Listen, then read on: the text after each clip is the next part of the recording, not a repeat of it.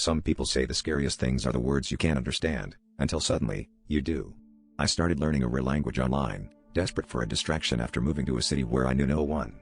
My exchange partner, a woman named Lyra, was friendly enough, but she insisted on a peculiar ritual. Before every lesson, I had to repeat a phrase after her.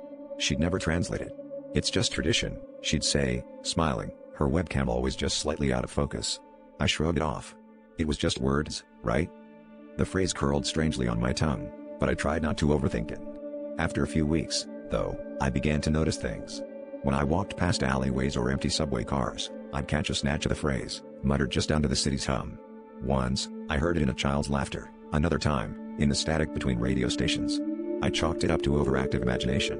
Still, I started sleeping with earplugs. Then, one night, Lyra messaged me, "You're ready for the final lesson." She didn't show her face this time, just a black screen in her voice, low and urgent, instructing me to repeat the phrase 3 times.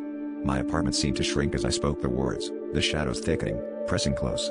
My vision blurred. The whispers grew, now unmistakable, echoing from the walls, the ceiling, even from inside my own head. I tried to cover my ears, but the language crawled beneath my skin, threading through my veins. "You hear them now, don't you?" Lyra's voice hissed from every corner.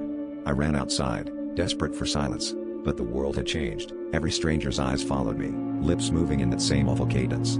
That's when I realized, the phrase wasn't for tradition. It was an invitation, and I'd already answered.